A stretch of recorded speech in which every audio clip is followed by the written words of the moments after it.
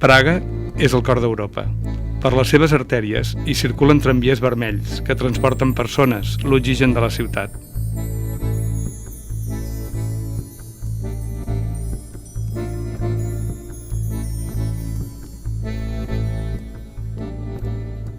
Les cases de Praga són de sucre de colors, autoritàries, imposen amb duresa una dictadura estètica que tan sols uns pocs com Goering, amb la complicitat de Ginger i Fred, han estat capaços de desafiar en els darrers anys, aprofitant petites ferides de guerra perpetrades a la ciutat.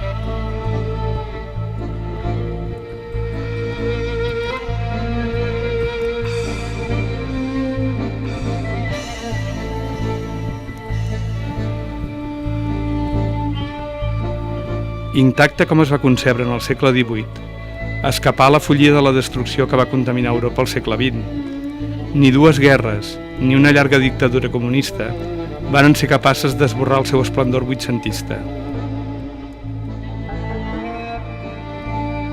És tan aclaparadora la seva polida i barroca uniformitat que fins i tot aquells edificis gòtics de pedra fosca, que no bruta, que esquitxen Stare Mesto, la ciutat vella, semblen fets per ressaltar la seva immaculada bellesa.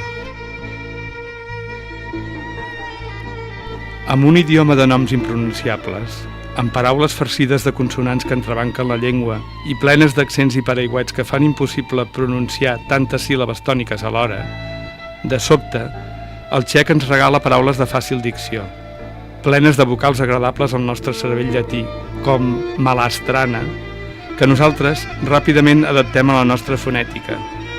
Neruda torna als seus orígens.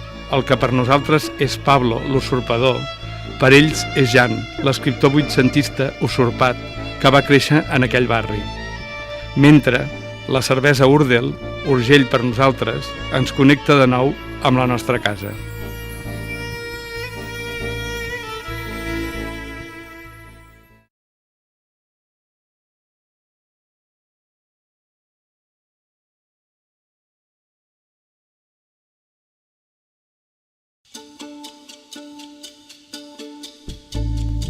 Tot és possible, sota l'encant gòtic barroc i renaixentista més exacerbat de Stare Mesto.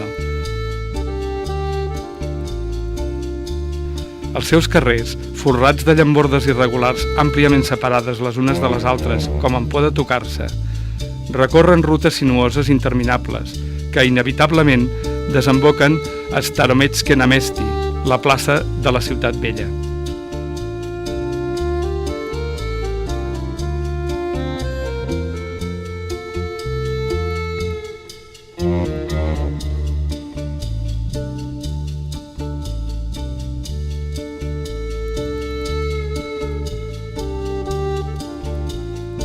Allí és fàcil esbrinar què mou a la multitud de badocs convenientment avillats amb disfressa de turistes a concentrar-se en puntualitat britànica davant de Starometsky Horloge.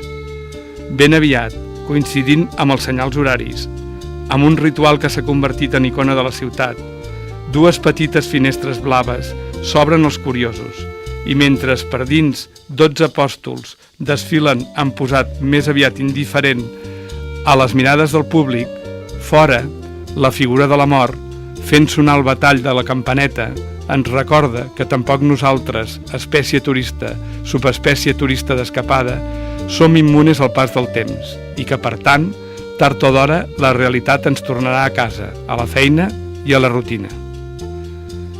L'Ajuntament Starometsky Radnice acompanya la Torre del Rellotge i constitueix una petita part d'aquesta plaça.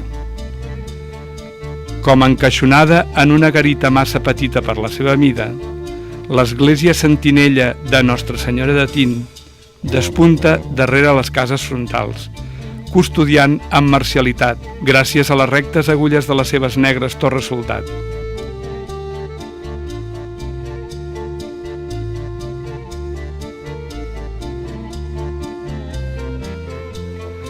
El seu perfil al capvespre és majestuós al temps que desafiant.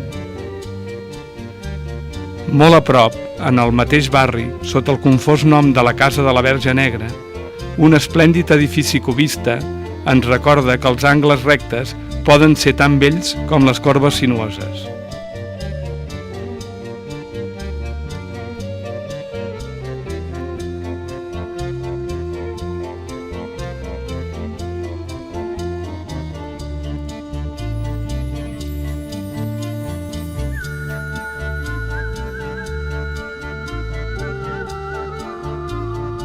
La Torre de la Pòrvora, Prasnar Brana, vigila el barri des d'un extrem, mentre aquest sembla escapar-se pel pont de Carles, Karlomost, salvant el fossar que el riu Moldava, Vlatva, posa per retenir-la.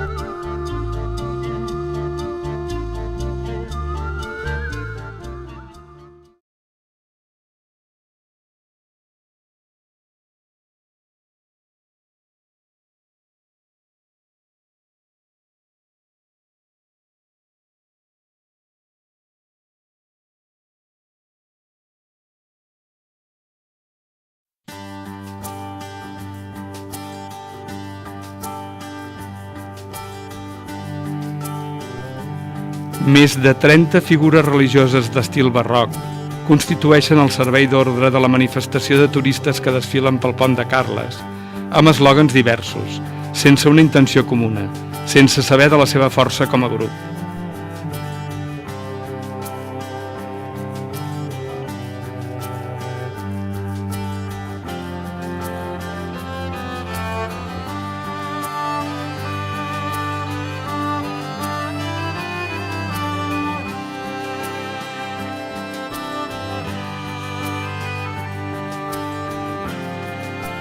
A un extrem s'obre el districte del Castell.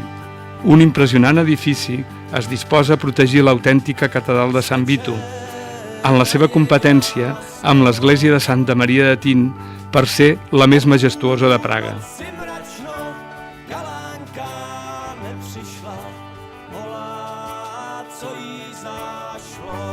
Tenaç competència que no va finalitzar fins que, el 1929, quasi 600 anys després de l'inici de la seva construcció, es va donar per acabada.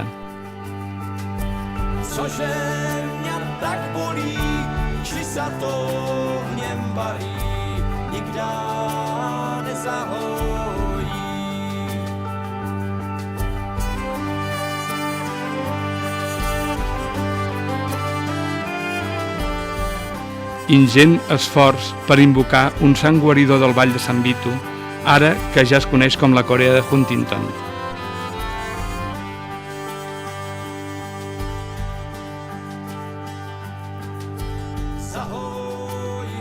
Grans esplanades, murs i construccions quasi prussianes conviuen amb el carreró de l'Or, investit per la tradició dels alquimistes i elevat a la categoria d'atracció pel caprici del turista i pel fet, més que ocasional, que Kafka hi visqué alguns anys de la seva vida.